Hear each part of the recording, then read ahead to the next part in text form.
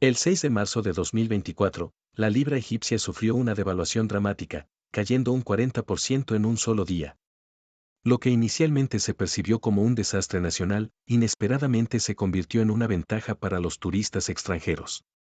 Antes de esto, Egipto había estado lidiando con severas tasas de cambio en el mercado negro, colapso económico, una clase media descendiendo a la pobreza y largas filas de buscadores de empleo desesperados. Egipto, la antigua civilización que construyó las pirámides, el granero más rico del Mediterráneo bajo el dominio romano y el eje del canal de Suez defendido ferozmente por Churchill, ha caído ahora en una profunda crisis económica. A lo largo del siglo XX, el PIB per cápita de Egipto fue consistentemente más alto que el de China. En 1982, el PIB per cápita de Egipto era 3 veces mayor que el de China, y no fue hasta 2001 que China lo superó. ¿Cómo es posible que Egipto, que alguna vez estuvo en camino a la recuperación, haya terminado en su estado actual? Déjame contarte la historia. Los medios occidentales a menudo lo retrataban como un loco o un nuevo rico que había amasado su fortuna a base de suerte y engaños. The Sunday Times afirmó que tenía al menos 1.700 millones de libras de riqueza de origen dudoso. En 1985, acaparó los titulares al adquirir los históricos grandes almacenes británicos Harrods, para consternación del público británico. Un año después, compró una villa antigua en París, que alguna vez fue el nido de amor del ex rey Eduardo VIII y Eogie, la mujer estadounidense por la que el rey abdicó el trono, creando una gran controversia. Lo que más irritaba a los británicos era que este millonario fuera egipcio, un miembro de la raza inferior, que habían colonizado y oprimido un siglo antes. Nacido el 27 de enero de 1929 en Alejandría, Egipto, Al-Fayed apareció por primera vez en las noticias en 1985 con la adquisición de Harrods. Afirmaba provenir de una familia egipcia adinerada de clase alta con amplias redes comerciales. Una verificación de antecedentes realizada por el Departamento de Comercio e Industria del Reino Unido reveló que el padre de Al-Fayed, Ali Al-Fayed, era simplemente un maestro de escuela primaria. Y comenzó su carrera vendiendo máquinas de coser y limonada antes de aventurarse en el negocio naviero. Sus afirmaciones de pertenecer a una familia egipcia adinerada eran inventadas. Pero, ¿por qué sintió la necesidad de falsificar sus orígenes? Egipto una vez se enorgullecía de una gloriosa civilización antigua, conocida por sus símbolos de renombre mundial como las pirámides, la esfinge, templos y obeliscos. Esta era se extendió desde aproximadamente el 2600 a.C. hasta el 525 a.C. Con el tiempo, Egipto fue conquistado repetidamente por invasores extranjeros, y su antigua civilización finalmente pereció. A finales del siglo XVIII, cuando los occidentales llegaron para explotar la región, Egipto era una provincia del Imperio Otomano. En 1805, un gobernador otomano rebelde llamado Muhammad Ali se proclamó rey. Ampliamente reconocido como el padre del Egipto moderno, Muhammad Ali impulsó el desarrollo de la industria y el comercio, la creación de un ejército moderno, instituciones nacionales y la agricultura. Sin embargo, tras la muerte de Muhammad Ali, sus descendientes no lograron mantener su legado. Durante este tiempo, Egipto fue invadido y colonizado por Francia en 1798 y por Gran Bretaña en 1882.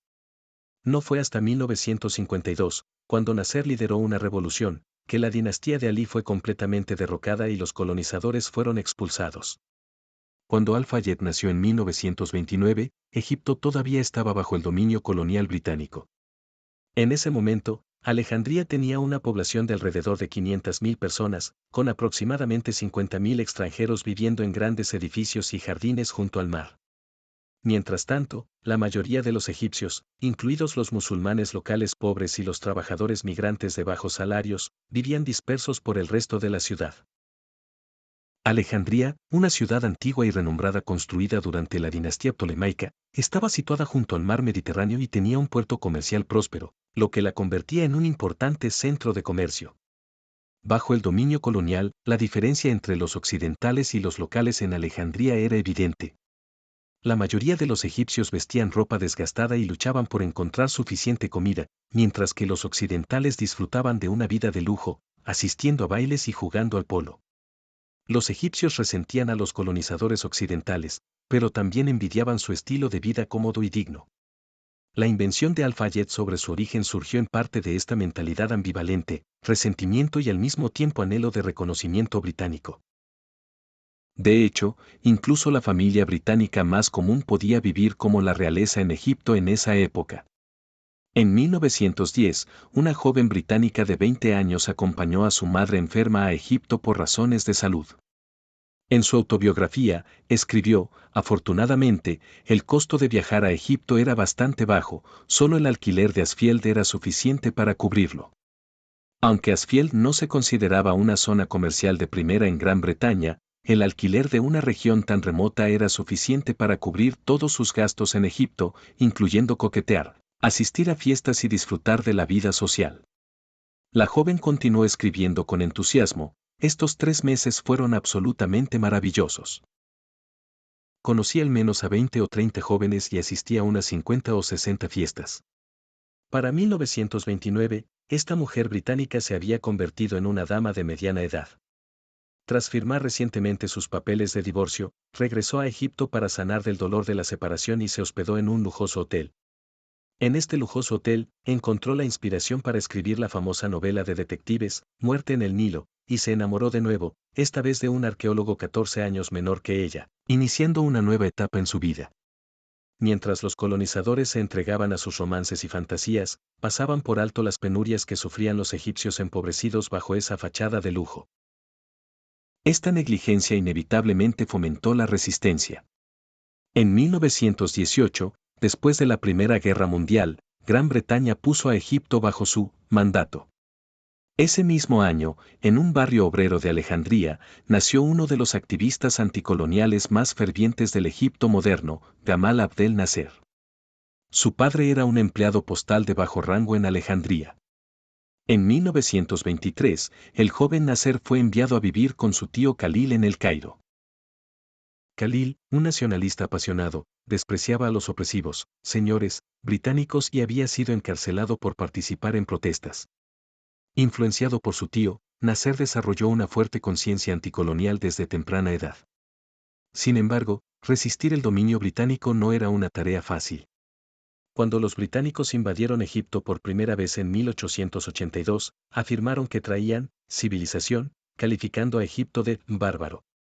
Desde entonces, los británicos mantenían armas en una mano y sermoneaban a los egipcios sobre la civilización con la otra. En marzo de 1919, El Cairo vivió un levantamiento anticolonial sin precedentes. Miles de estudiantes, trabajadores y campesinos egipcios se declararon en huelga, salieron a las calles y gritaron, Egipto para los egipcios. Solo para ser brutalmente reprimidos. Las calles de El Cairo se tiñeron de sangre y alrededor de 3.000 personas perecieron, incluidos niños que portaban banderas nacionales. Al mismo tiempo, un intelectual colonial llamado Saad Zaghloul lideró una delegación de egipcios a Gran Bretaña, con la esperanza de negociar la independencia a través de la diplomacia. También asistieron en secreto a la Conferencia de Paz de París de 1919 para proclamar al mundo el deseo de independencia de Egipto. La delegación, conocida como el Wafd en árabe, dio origen al partido Wafd, que sigue activo en la política egipcia hasta hoy. Aunque fue aclamado como un héroe nacional a su regreso a Egipto, Zaghloul volvió sin logros concretos y pronto fue arrestado por las autoridades coloniales. Este arresto provocó otra ola de protestas. Finalmente, en 1922, los británicos reconocieron formalmente la independencia de Egipto, aunque de mala gana. En 1923, se promulgó una constitución que declaró a Egipto como una monarquía constitucional con un parlamento. El partido Wafd ganó el 90% de los escaños y Zaghloul se convirtió en primer ministro. Sin embargo, los británicos impusieron 4 condiciones al conceder la independencia: asegurar sus intereses en el Canal de Suez, mantener derechos extraterritoriales y el derecho a estacionar tropas. En 1924, el asesinato del comandante en jefe británico Ibn en Egipto llevó a los británicos a disolver el parlamento y abolir la Constitución de 1923. Zaghloul fue destituido tras solo 9 meses como primer ministro. Posteriormente, el parlamento se convirtió en una mera fachada, disolviéndose frecuentemente, y el partido Wafd cayó en la división y la decadencia. El 27 de agosto de 1927, Zaghloul falleció con el corazón roto. Miles de egipcios afligidos llenaron las calles de El Cairo durante su funeral, paralizando la ciudad. Un joven Nasser, de 9 años, presenció la multitud y más tarde recordó el pensamiento que cruzó por su mente: cada vez que veía aviones volando sobre mi cabeza, gritaba, oh, Dios Todopoderoso, que...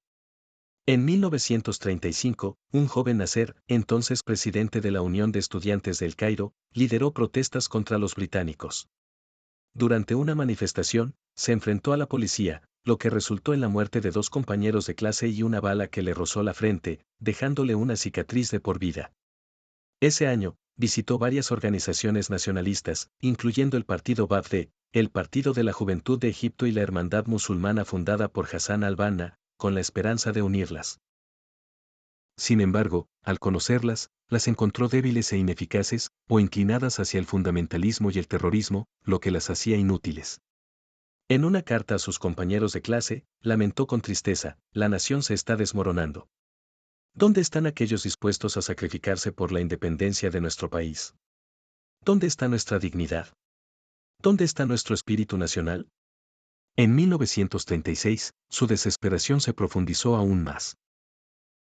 Ese año, varias organizaciones nacionalistas, incluido el Partido Ba'ath, se unieron y firmaron el Tratado Anglo-Egipcio con los británicos, que confirmaba legalmente el derecho de Gran Bretaña a estacionar tropas en Egipto. Esta situación sumió a Nasser en una profunda desesperación. Entendió que gritar no es poder y que necesitaba armas y su propio ejército. Ese mismo año, se inscribió en la Academia Militar Real en El Cairo, marcando el inicio de su carrera militar. Allí, no solo se unió con éxito al ejército, sino que también conoció a 6 amigos cercanos, entre ellos Anwar Sadat y Abdel Hakim Amer, quienes compartían sus intenciones revolucionarias. Juntos, fundaron la organización secreta, Oficiales Libres.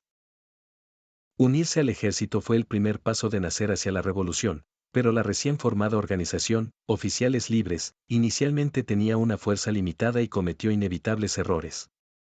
El mayor de ellos ocurrió durante la Segunda Guerra Mundial, cuando Sadat, uno de los fundadores, colaboró con la Hermandad Musulmana, que seguía el fundamentalismo islámico y estaba involucrada en actividades subversivas. Sin embargo, el apasionado Sadat fue finalmente traicionado por el fundador de la hermandad, Hassan al-Banna, y el golpe fracasó antes de siquiera comenzar. Posteriormente, Sadat fue arrestado por ayudar a espías nazis y pasó más de 2 años en prisión. Este episodio demostró que intentar salvar al país conspirando con elementos peligrosos era como pan para hoy y hambre para mañana, y no era el camino correcto. En 1948, varias naciones árabes se unieron para intentar aplastar al recién establecido Israel, lo que llevó al estallido de la Primera Guerra Árabe-Israelí.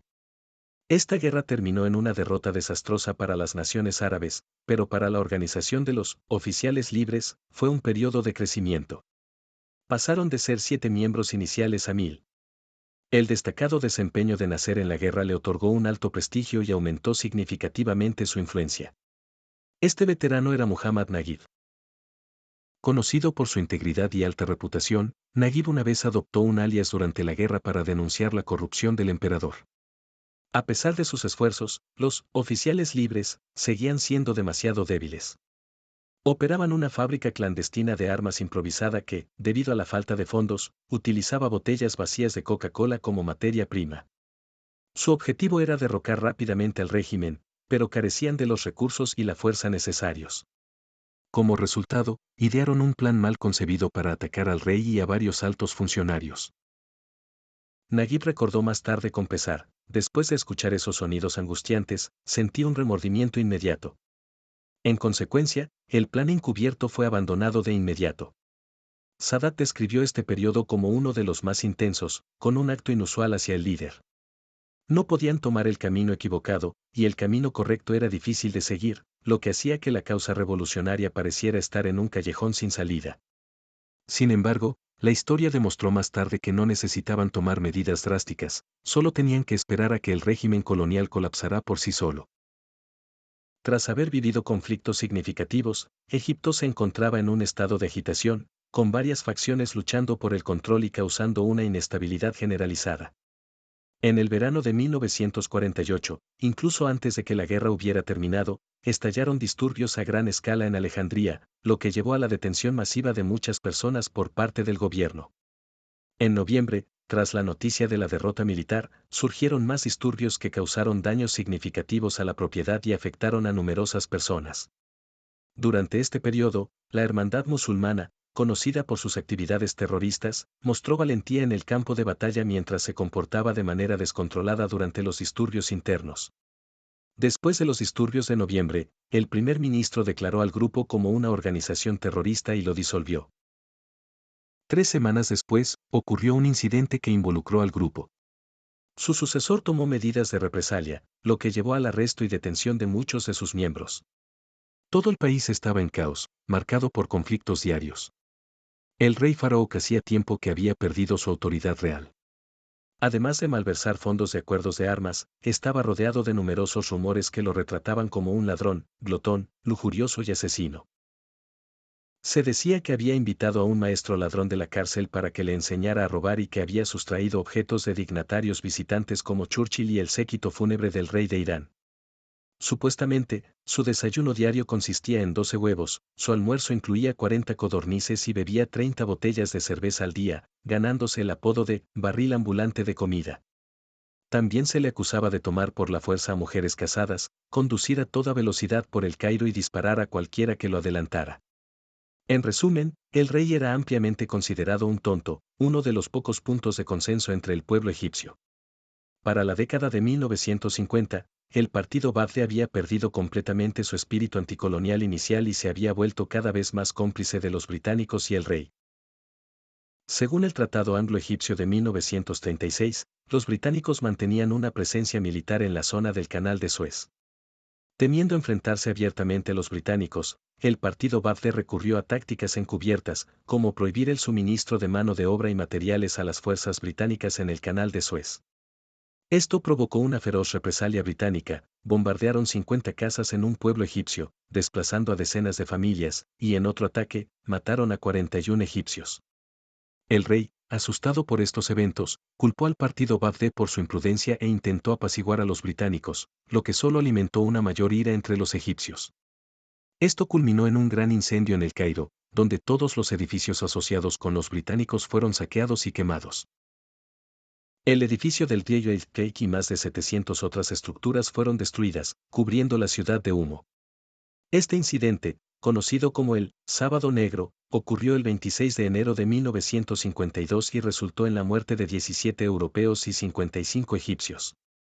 El caos interminable, los conflictos y los rumores hicieron que el gobierno títere fuera tan frágil como una choza de paja. Durante este tiempo, la organización de los oficiales libres se infiltró en posiciones militares clave, coludió en secreto con funcionarios del palacio y acumuló una gran cantidad de armas y municiones. Sin embargo, a pesar de sus esfuerzos, el destino tenía otros planes. En diciembre de 1951, la oposición liderada por Naguib ganó las elecciones para el Comité de Gestión del Club de Oficiales Egipcios, un indicador clave de la lealtad militar al rey. La victoria de Naguib y el triunfo de la oposición despertaron las sospechas del rey Farouk. En julio de 1952, intervino personalmente, destituyendo a Naguib de su cargo y disolviendo el club. Esta fue una señal peligrosa, lo que llevó a Amer a advertir a sus compañeros, oficiales libres, el rey nos ha dado un golpe fuerte.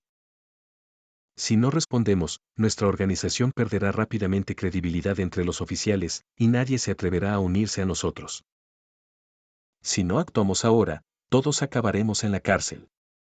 El 22 de julio de 1952, el rey y su gabinete se fueron a Alejandría para un retiro de verano, dejando el Cairo bajo control militar. Esto presentó la oportunidad perfecta para un golpe de Estado, y los oficiales libres decidieron actuar de inmediato. Naguib recordó, el clima era tan caluroso y húmedo que nadie más que nosotros podía imaginar que una revolución estaba a punto de ocurrir. Un golpe de Estado es una empresa de alto riesgo, el fracaso podría significar la muerte segura para los conspiradores. El día del golpe, un subordinado advirtió a Naguib que estaba a punto de ser arrestado por su implicación en una conspiración antigubernamental. Esta advertencia lo asustó tanto que no se atrevió a salir de su casa. Mientras tanto, Sadat creó una coartada llevando a su esposa al cine, donde deliberadamente se metió en una pelea con otro espectador y luego fue a la comisaría a presentar una denuncia. Nasser y Amer, directamente involucrados en el golpe, vestían ropa de civil. A pesar de estas precauciones, todas las acciones se desarrollaron según lo planeado. Los oficiales tomaron simultáneamente el control de la estación de radio y del cuartel general militar. Luego movilizaron a las tropas leales a los planificadores del golpe y tomaron medidas para asegurar la seguridad pública y la paz. A las 2 de la mañana siguiente, mientras la mayor parte de El Cairo aún dormía, Sadat llegó a la estación de Radio Nacional y, en nombre del comandante en jefe de las Fuerzas Armadas, Naguib, anunció el éxito del golpe. El día del golpe, todos los conspiradores se reunieron y el proceso se desarrolló sorprendentemente sin problemas, encontrando casi ninguna resistencia. Fue una de las pocas revoluciones sin derramamiento de sangre en la historia moderna. Nawal el-Saadawi, una renombrada escritora que trabajaba en un hospital en el centro de El Cairo en ese momento, recordó, cuando la noticia del golpe exitoso llegó por la radio, los pacientes gritaban de alegría. Los hombres que llevaban el ataúd lo colocaron en el pasillo y se unieron a la multitud, gritando «¡Viva la revolución!». Las mujeres que lloraban por el difunto comenzaron a vitorear con entusiasmo. El rey Farouk, habiendo perdido por completo el apoyo del pueblo, estaba perplejo y no opuso resistencia. Esa tarde, firmó el decreto de abdicación, con la única solicitud de poder irse con dignidad.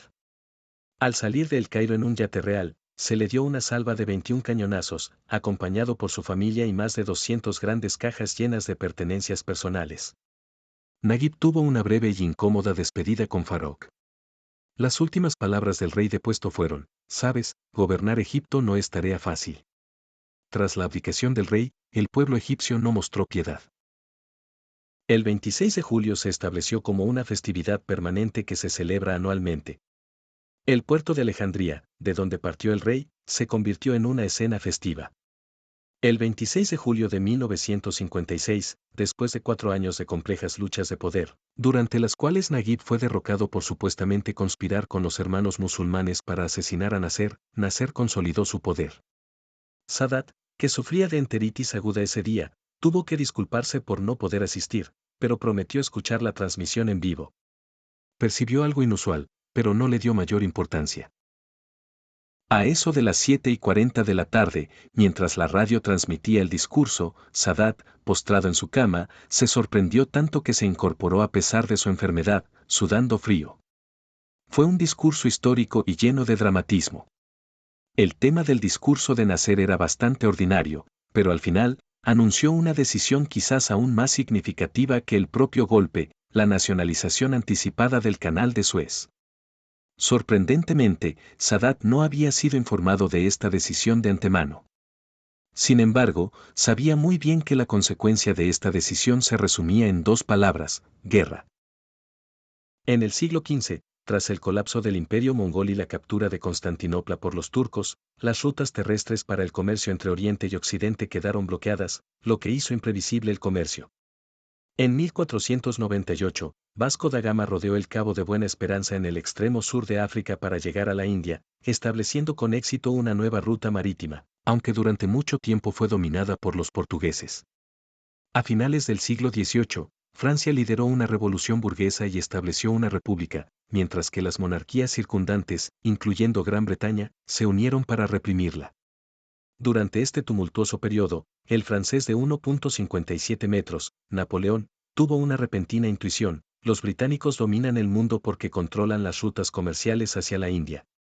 Si podemos controlar Egipto y abrir el canal de Suez, podemos hacer obsoleta la ruta del Cabo de Buena Esperanza. Sin embargo, la situación política en Francia cambió drásticamente. Napoleón, que ya había conquistado Egipto, fue urgentemente llamado de regreso a Francia y el plan de excavación del canal fue archivado. No obstante, Napoleón logró llevarse algunos artefactos, incluida la piedra de Rosetta, y más tarde recibió un obelisco como regalo. Esto, sin querer, inauguró una nueva era de arqueología. En el siglo XIX, surgió un diplomático francés llamado Martín de Lesseps. Destinado en Egipto, se convirtió en un amigo cercano de Muhammad Ali, a quien había ayudado en su lucha por el trono. El hijo de Martín, Ferdinand de Lesseps, más tarde asumió la posición diplomática de su padre en Egipto. El hijo de Muhammad Ali, Said Pasha, lo sucedió como gobernante de Egipto. Said Pasha, un hombre ambicioso y amigo de la familia de Ferdinand de Lesseps, fue fácilmente persuadido. En 1854, firmaron un contrato para construir el Canal de Suez. Egipto proporcionaría la mano de obra y la tierra, mientras que Francia suministraría la tecnología y la financiación, manteniendo más de la mitad de las acciones. El canal sería operado y desarrollado durante 99 años antes de revertir a Egipto. En 1859, la construcción comenzó oficialmente. Cientos de miles de egipcios participaron en este monumental y arduo proyecto. Trabajaron con herramientas primitivas, soportaron largas jornadas, tenían poca comida, carecían de atención médica, enfrentaron un calor extremo, escasez de agua potable y tormentas de arena implacables. Día tras día, año tras año, 120.000 egipcios sacrificaron sus vidas durante 10 años, y para 1869, el canal se abrió con éxito. Nasser afirmó con razón, este canal es nuestra fuente de vida, forjado con nuestro sudor y nuestros huesos. Para 1875, el nuevo gobernante egipcio Ismail, nieto de Muhammad Ali, era ambicioso pero ineficaz. Sus políticas expansionistas agotaron el tesoro, obligándolo a vender las 176.602 acciones de la familia real en el canal por 100 millones de francos, 400.000 libras, al gobierno británico. En 1924, con la adquisición de 400.000 acciones adicionales, el gobierno británico pasó a poseer el 44% del canal. Aunque las acciones francesas estaban dispersas entre varias empresas privadas, los británicos controlaban efectivamente las operaciones. Reconociendo su importancia estratégica, invadieron Egipto en 1882 con el pretexto de proteger el canal, estableciendo su mayor base militar en el extranjero con casi 100.000 tropas. Cuando Nasser anunció la nacionalización del canal, el primer ministro británico Brigid quedó atónito y lamentó, la línea vital de Gran Bretaña está a punto de ser cortada. Cabe mencionar que la esposa de Eden era sobrina de Guy. Durante la Segunda Guerra Mundial, Eden sirvió como ministro del Ejército y de Defensa británico, encarnando el antiguo espíritu aristocrático. Dedicó su vida a defender los restos del Imperio Británico. Cuando Egipto anunció la nacionalización del Canal de Suez, sintió como si pudiera escuchar al viejo barco británico crujiendo y a punto de hundirse. Eden sabía que Gran Bretaña no podría impedir que Egipto tomara el control, pero creía que era crucial mantener el último vestigio de dignidad británica en el nuevo orden mundial. En ese momento, solo dos superpotencias podían dominar el mundo, la Unión Soviética y los Estados Unidos. En 1954, bajo la presión internacional anticolonial, Gran Bretaña accedió a retirar todas las tropas del Canal de Suez en un plazo de 2 años y a devolver el control del canal a Egipto 7 años después. Para el 26 de julio de 1956, apenas 2 meses antes de que Nasser anunciara la nacionalización del Canal de Suez, los británicos ya habían retirado todas sus tropas. Sin embargo, era evidente que no estaban dispuestos a soltar completamente el control. Su poder en declive los dejó sin otra opción que recurrir a la verdadera superpotencia global de la época, Estados Unidos, para mantener la justicia. La pregunta era, ¿cómo involucrar a Estados Unidos? En 1955, los británicos encontraron una oportunidad en la Unión Soviética. Nuri al-Said de Irak, un firme partidario de Occidente, creía que Nasser estaba arriesgando demasiado al desafiar a las potencias occidentales. Esto lo llevó a acusar a Estados Unidos y Gran Bretaña de actuar de manera deshonesta.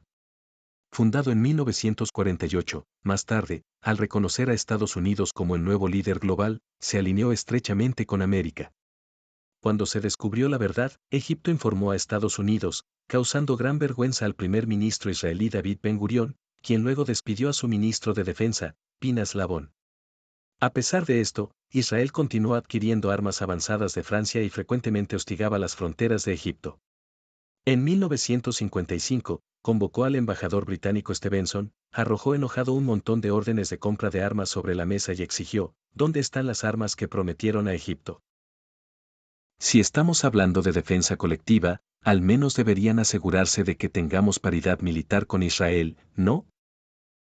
Los británicos respondieron, tenemos muchas armas avanzadas, pero primero deben firmar el Pacto de Bagdad. Cada vez más frustrado, Nasser sentía que Estados Unidos y Gran Bretaña solo lo estaban engañando. Pero Nasser, imperturbable, respondió firmemente, no me someteré a sus amenazas occidentales. Compraré armas de quien yo elija. Ansiosa por ver a Egipto alejarse de la influencia occidental, la Unión Soviética rápidamente y casi incondicionalmente proporcionó entre 80 y 100 cazas, 30 a 45 bombarderos ligeros y 20 y 100 tanques. El costo de estas armas se pagaría en los próximos años en algodón y arroz egipcios, sin condiciones adicionales, por un valor estimado de entre 90 y 200 millones de dólares. Esta retórica exagerada estaba destinada a infundir miedo en los estadounidenses.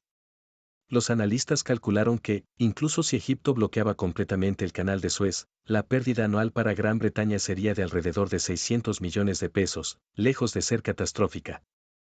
La estrategia consistía en advertir repetidamente a los estadounidenses que, si las potencias occidentales se retiraban de Oriente Medio, se crearía un vacío que la Unión Soviética llenaría, alterando el equilibrio de poder.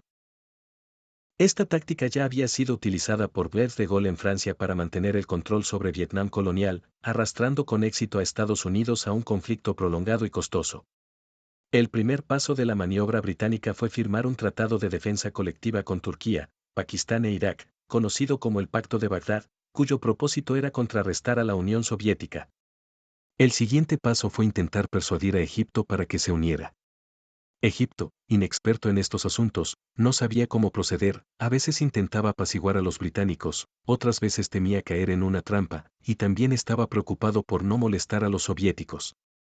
Esta vacilación era exactamente lo que los británicos querían, ya que alarmaría a la Unión Soviética, provocando su intervención, lo que a su vez pondría nerviosos a los estadounidenses, permitiendo a los británicos mantener su influencia.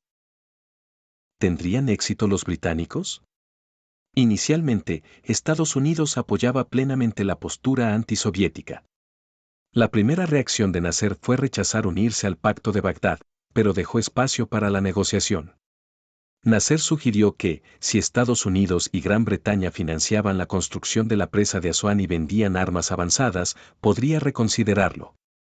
Estados Unidos y Gran Bretaña, viendo esto como un intento de obtener beneficios, aceptaron, pero insistieron en que Egipto firmara el tratado primero.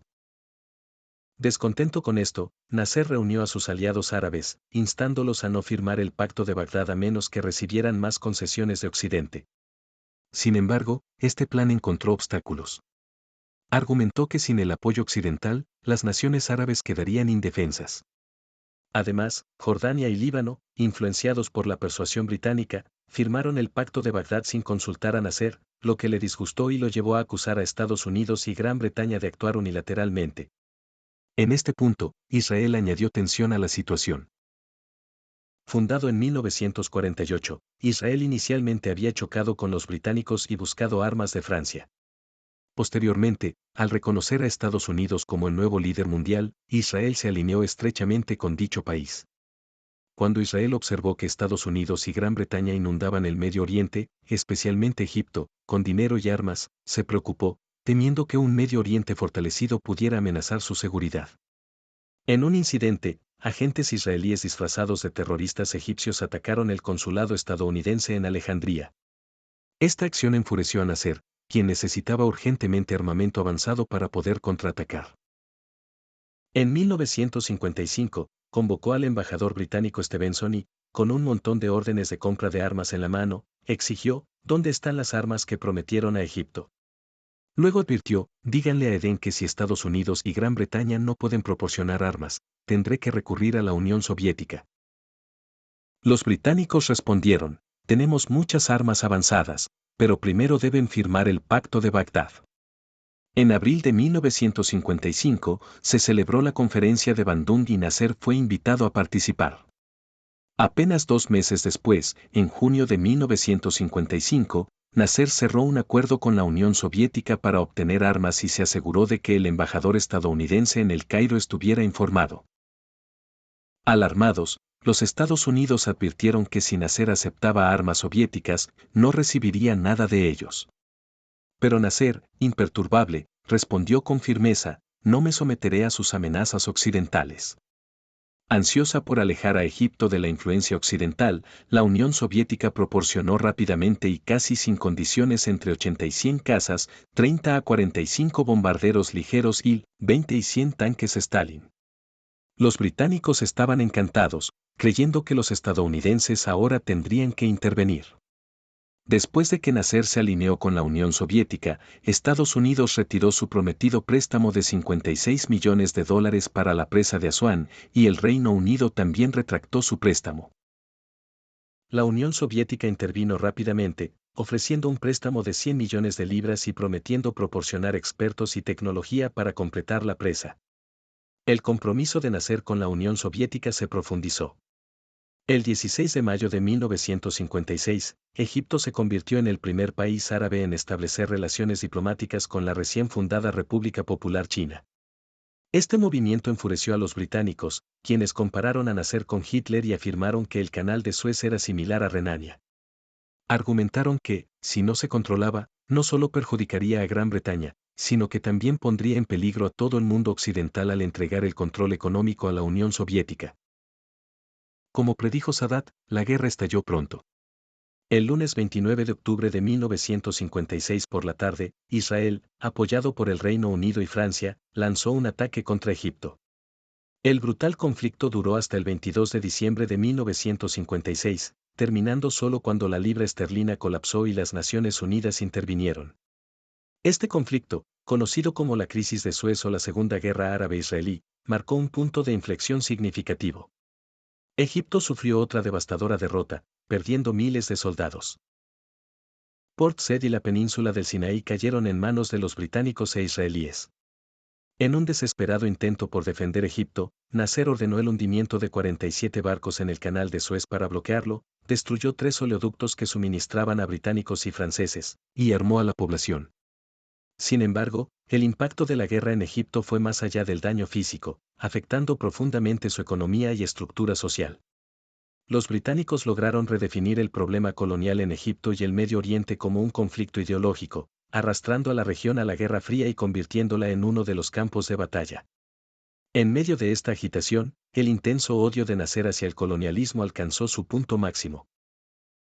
Su fuerte sentido de misión lo elevó al estatus de santo entre millones de egipcios, aunque tal vez no comprendiera el antiguo dicho chino, mientras viva el sabio, el gran ladrón no perecerá. Para consolidar su postura antioccidental, Nasser llevó a Egipto a adoptar una economía planificada al estilo soviético desde la década de 1960. Tras la nacionalización del Canal de Suez, numerosas industrias y negocios pasaron rápidamente a ser controlados por el Estado. Este extremo igualitarismo hacía que ser trabajador fuera más deseable que ser gerente y que ser pobre fuera más honorable que ser rico. Fue durante esta implementación del igualitarismo en los años 60 cuando Al-Fayed dejó Egipto. Tras la llegada al poder de Nasser, Egipto experimentó 2 olas de fuga de capitales y de salida de personas adineradas del país. La primera ola ocurrió en 1956, después de la nacionalización del Canal de Suez, lo que provocó una masiva salida de inversiones extranjeras, capital comprador y personas adineradas. La segunda ola se produjo en 1961, cuando Nasser impulsó una economía planificada y una mayor nacionalización, lo que llevó a la confiscación de activos de decenas de miles de magnates del capital. Incluso personas adineradas como Al-Fayed no pudieron evitar que sus fortunas fueran confiscadas. Osman, un magnate de la construcción galardonado con la Orden de la República de primera clase por construir la presa de Asuán, también sufrió este destino. Las consecuencias de estas acciones son bien conocidas, mientras que grandes proyectos como la presa de Asuán pueden construirse rápidamente y la industria pesada puede prosperar, el nivel de vida disminuye. Durante los más de 10 años de gobierno de Nasser, la economía de Egipto enfrentó severas fragilidades y crecientes dificultades socioeconómicas, tambaleándose al borde del colapso. Los estadounidenses observaban esto con diversión, con un informe que decía, dejen que Nasser siga gritando, pronto estarán suplicando clemencia por razones económicas. En 1960, la mitad de la cosecha de algodón de Egipto fue devastada por plagas, las reservas de divisas extranjeras cayeron a apenas 10 millones de libras, y el país tuvo que pedir prestados 1.500 millones. Tragándose su orgullo, Nasser solicitó 200.000 toneladas de ayuda alimentaria a los Estados Unidos. En una desesperada súplica a Giki, Nasser escribió, no puede imaginar las dificultades que estoy enfrentando ahora. Ese mismo año, Egipto lanzó su primer plan quinquenal con el objetivo de equilibrar el presupuesto y reducir la dependencia de la deuda externa. Sin embargo, al cabo de 5 años, el déficit total de Egipto no solo no había disminuido, sino que había aumentado a 413 millones de libras, con un déficit comercial anual de 50 millones de libras.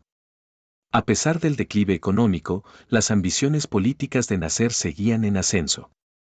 Tras recuperar el Canal de Suez, Nasser soñaba con liderar una coalición de naciones árabes para formar un Estado árabe unido bajo el liderazgo de Egipto, liberándose del dominio de Estados Unidos. Esta gran visión extendía el nacionalismo egipcio hacia el panarabismo. El problema era que Egipto seguía siendo débil, ¿cómo podría liderar a otros? Esta contradicción entre su ferviente creencia y su falta de fuerza definió los últimos 10 años de la vida de Nasser. Trágicamente, Nasser nunca pudo dejar de lado su obsesión con el panarabismo. En marzo de 1965, a los 47 años, fue reelegido presidente con un sorprendente 99.99% de los votos. El periodista británico Stephens, quien visitó El Cairo para entrevistarlo, escribió con tristeza: el joven vigoroso y entusiasta que conocí hace 9 años ahora es un hombre de mediana edad, lento y cansado. A pesar de la constante presión laboral, la pasión política de Nasser seguía intacta, pero era evidente que buscaba paz y alivio de las dificultades implacables. Sus desafíos provenían principalmente de 3 áreas: la falta de unidad entre las naciones árabes, las luchas internas de poder en Egipto y sus propias debilidades inherentes, especialmente sus continuas crisis económicas. A los 47 años, Nasser aún tenía tiempo para enfrentar estos problemas, pero la repentina irrupción de la Guerra de los 6 días destrozó todos sus sueños. La guerra comenzó al amanecer del 5 de junio de 1967, cuando Israel lanzó un ataque preventivo utilizando casi todos sus 360 aviones de combate. En solo 3 horas, Israel logró derrotar a Egipto. Con inteligencia precisa, la bien entrenada Fuerza Aérea Israelí realizó un ataque sorpresa sobre las bases aéreas egipcias en la península del Sinaí, destruyendo 286 de los 340 aviones egipcios. 10 minutos después del ataque a las bases avanzadas, el comandante egipcio recibió la información. Sin embargo, Nasser, como comandante supremo, no fue informado de la verdadera situación hasta las 4 de la tarde. Ese día, los soldados de primera línea solo reportaban noticias positivas. El comandante culpó a los británicos y a los estadounidenses por suministrar a Israel aviones de combate que eran 3 veces más poderosos de lo normal, lo que llevó a Nasser a malinterpretar la situación. Al suponer que los británicos y los estadounidenses estaban directamente involucrados en la guerra, desvió su atención hacia una nueva ola de propaganda antibritánica y antiestadounidense y buscó alianzas. Con la superioridad aérea perdida, el ejército egipcio se encontró rápidamente en desventaja, sufriendo grandes pérdidas de 7 divisiones solo en el primer día. Las líneas de comunicación fueron cortadas, las rutas de suministro interceptadas y las posiciones defensivas repetidamente sobrepasadas. El general Amer no tuvo más opción que solicitar una retirada a Nasser. Sin embargo, tan pronto como se emitió la orden, varias unidades egipcias desorganizadas comenzaron una retirada caótica a través de los pasos del Sinaí, resultando en estampidas. La situación se agravó cuando los ataques aéreos israelíes causaron numerosas bajas. Al observar el caos, Amer canceló la orden de retirada, lo que generó aún más confusión y desorden. La guerra a gran escala duró solo una semana, poniendo fin a la Tercera Guerra Árabe-Israelí. Egipto perdió casi toda su fuerza aérea y el 80% de sus fuerzas terrestres. Las tropas israelíes ocuparon toda la península del Sinaí y controlaron la orilla oriental del Canal de Suez. 15 años de arduo trabajo de Nasser se esfumaron en un instante y se volvió casi canoso de la noche a la mañana. Todo su orgullo, gloria y confianza, junto con su espíritu y salud, se desvanecieron con el fin de la guerra. El orgulloso león de África no podía entender por qué el mundo árabe no lograba levantarse. En 1958, después de recuperar el Canal de Suez, la reputación de Nasser se disparó y fue aclamado como el único líder del mundo árabe. Nasser se deleitaba con esta vanidad, buscando con entusiasmo la creación de la República Árabe Unida. Sin embargo, la mayoría de los países árabes solo hacían promesas vacías. Solo Siria y Yemen se unieron de manera genuina, e Irak y Jordania también mostraron cierto interés. A pesar de adoptar una bandera unificada, la República Árabe Unida enfrentó desafíos significativos y numerosos problemas. Muchos países árabes en ese momento, como Arabia Saudita y Yemen, eran monarquías, lo que contrastaba fundamentalmente con la ideología republicana de Nasser, dificultando la integración. La insistencia de Nasser en una economía planificada y la nacionalización de bancos y empresas llevó a la retirada de incluso los participantes más comprometidos, como Siria. Para 1961, con las sucesivas salidas de Siria y Yemen, la República Árabe Unida estaba prácticamente desmantelada. Este fue el primer revés en el sueño de Nasser de un panarabismo. El 26 de septiembre de 1962, Yemen estalló en una guerra civil. Un grupo de jóvenes oficiales, inspirados por las acciones de Nasser, llevó a cabo un golpe de Estado y derrocó la monarquía teocrática del imam. Nasser envió rápidamente tropas para apoyar a estos oficiales. El imán yemení, Muhammad al-Badr, acababa de heredar el trono. Los revolucionarios intentaron asesinarlo, pero fracasaron. Luego, utilizaron tanques y cañones para bombardear su palacio y tomaron la estación de radio. Sin embargo, cuando todos pensaban que al-Badr había perecido entre los escombros del palacio, él escapó a las montañas, reunió a miles de seguidores y confrontó abiertamente al gobierno revolucionario. Nasser y los revolucionarios continuaron su feroz campaña contra los seguidores de al-Badr. Lo que Nasser no previó fue que sus acciones generarían miedo y resentimiento, especialmente en el monarca saudí, quien temía que la ola revolucionaria se extendiera a Arabia Saudita. Los británicos, que tenían una base militar en Adén, Yemen, consideraron establecer un reino independiente allí. Naturalmente, se opusieron a la revolución, temiendo que los revolucionarios tomaran el poder y los expulsaran.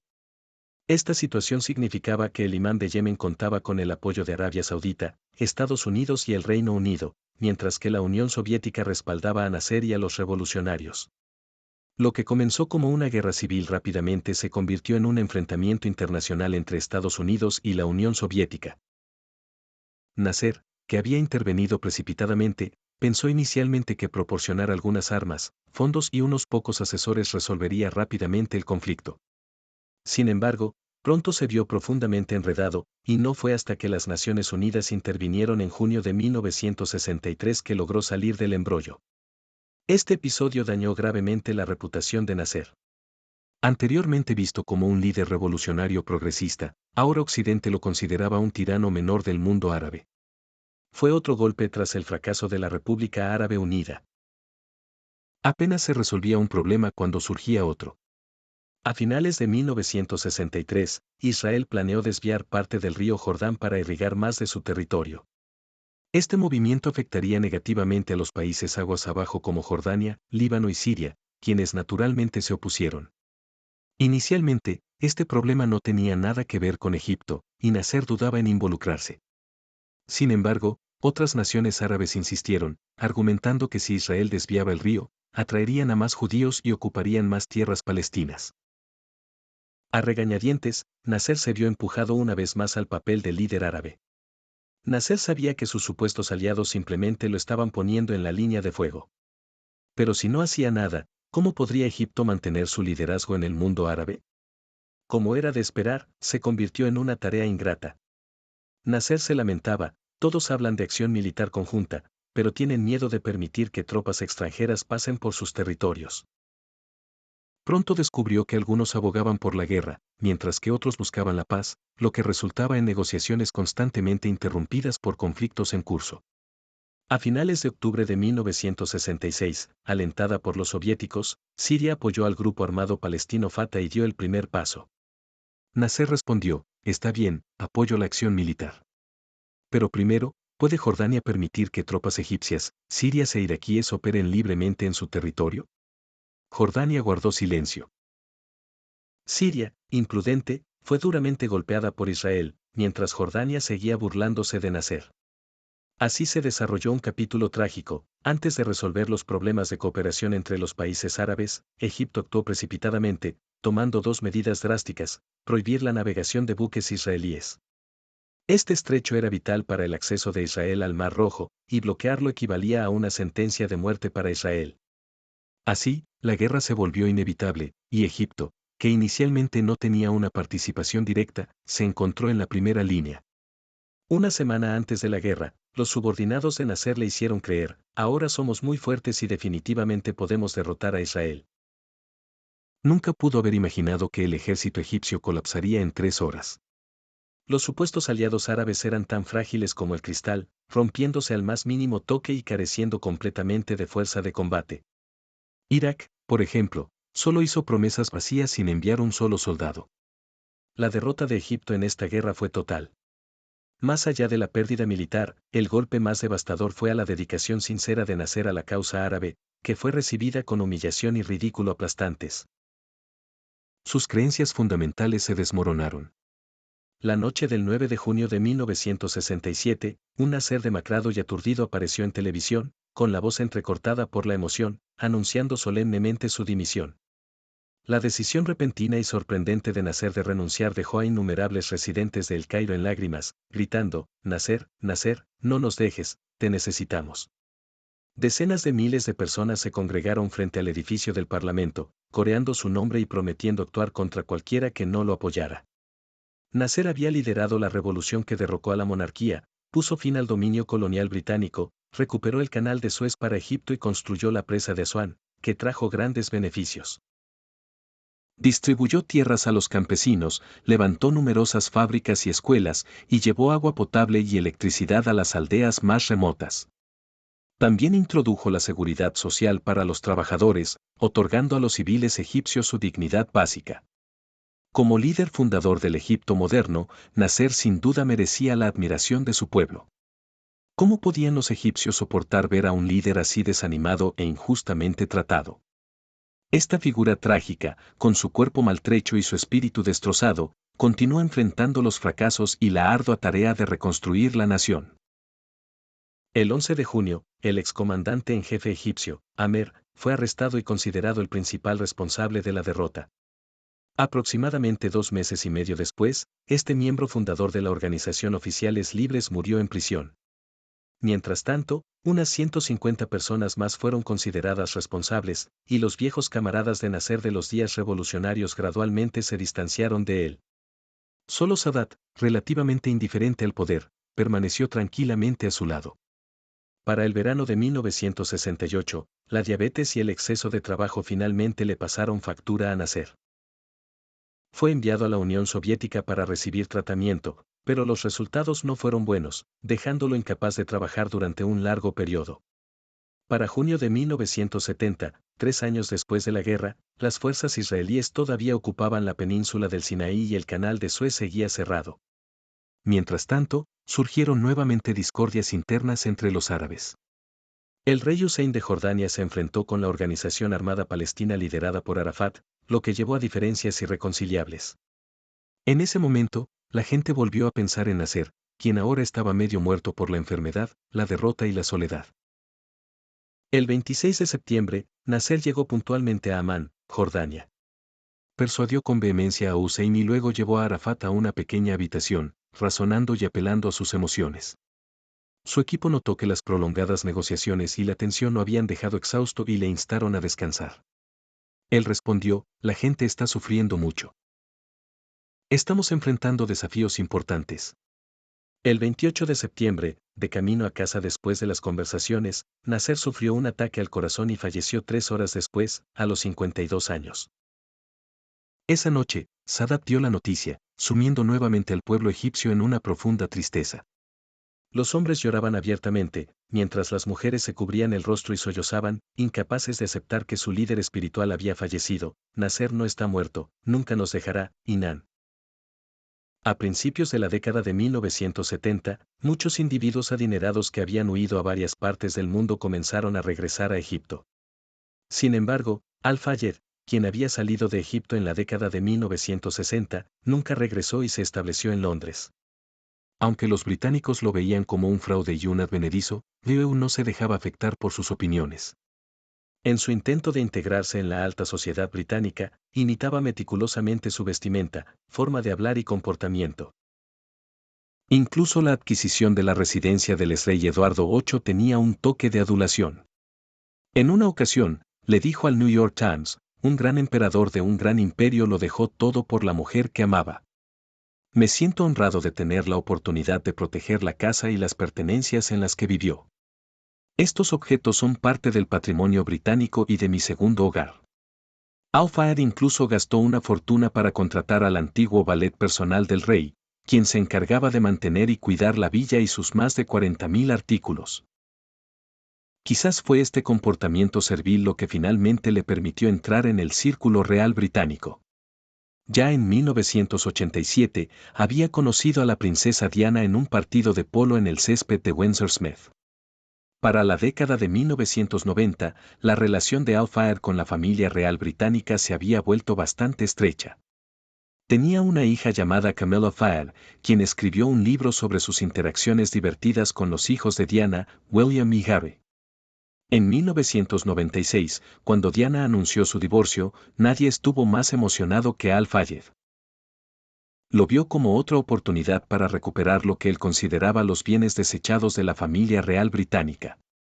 Instó a su hijo Dodi a romper con su novia actual y a cortejar agresivamente a Diana. Antes del trágico accidente automovilístico, había organizado un viaje romántico para la joven pareja al sur de Francia. Dodi, un productor de cine que trabajó en la galardonada película Carros de Fuego, nunca habría podido acercarse a Diana sin la riqueza de su padre. Trágicamente, el accidente borró todos sus planes. En 2005, Mohamed Al-Fayed honró a su hijo y a Diana encargando una estatua de ellos, que colocó en el vestíbulo de su tienda departamental. Irónicamente, a pesar de todos los esfuerzos de Al-Fayed, nunca pudo obtener la ciudadanía británica. Todas sus solicitudes entre 1995 y 1998 fueron rechazadas. En 2022, Royal lanzó Egghead, donde lo retrataron como una figura obsesionada con el dinero, absurdamente adulando a los aristócratas británicos. En 1956, Nasser recuperó el Canal de Suez, declarando la completa liberación de Egipto del colonialismo. Sus esfuerzos de toda la vida se dedicaron a buscar la dignidad y la autosuficiencia de Egipto. Osciló entre la ira y la burla hacia los colonizadores y no mostró indulgencia hacia aquellos que los adulaban. Sin embargo, la historia de Al-Fayed ilustra que, aunque poner fin al colonialismo físico puede ser relativamente sencillo, erradicar el colonialismo psicológico es mucho más complicado. Incluso antes de la guerra del Canal de Suez, Sadat había señalado, hoy en día solo hay dos grandes potencias en el mundo, Estados Unidos y la Unión Soviética. Más tarde, Kissinger comentó, antes de la crisis de Suez, Gran Bretaña ya había comprendido que debía depender de Estados Unidos, pero seguía actuando como una gran potencia. Esto hace que la admiración obsesiva de Al-Fayed por su antiguo amo colonial parezca aún más absurda. Después de la aplastante derrota en la Guerra de los 6 Días de 1967, el rey Faisal de Arabia Saudita propuso una donación anual de 50 millones de libras para apoyar a los países hermanos afectados. Aunque Nasser no solicitó compensación, Egipto recibió una donación anual de 100 millones de libras, más del 10% por encima de sus pérdidas de guerra. Esta práctica se fue consolidando gradualmente, con Egipto liderando los conflictos con Israel mientras los ricos países árabes productores de petróleo brindaban apoyo financiero. Esta propuesta marcó un cambio histórico significativo. Demostró que la lucha de Oriente Medio con Occidente ya no se centraría en el Canal de Suez, sino en el petróleo, que se convertiría en la carta de triunfo de la región. Cuando estalló la guerra de Yom Kippur en 1973, el petróleo se utilizó como arma por primera vez y demostró ser sumamente eficaz. Desde ese momento, Egipto, que carecía de abundantes recursos petroleros, ya no tenía una razón para ser el líder, lo que inadvertidamente creó un espacio más amplio para su supervivencia. Quizás con más suerte, Sadat, el sucesor de Nasser, ya no estaba obsesionado con la ilusión del panarabismo, sino que se centró pragmáticamente en los intereses nacionales de Egipto. Sin embargo, la historia rara vez es sencilla. Así como las armas no solo son pistolas y cuchillos, sino también canales y petróleo, la colonización puede ir más allá de la ocupación y la fuerza, infiltrándose a través de medios económicos y psicológicos. El camino de Egipto para liberarse del colonialismo sigue siendo largo y arduo, y Sadat enfrentó un continuo y peligroso juego de vida o muerte. Gracias por ver este video. Si te gustó, no olvides darle un me gusta y suscribirte a nuestro canal. Tu apoyo nos impulsa a seguir creando más contenido. Muchas gracias.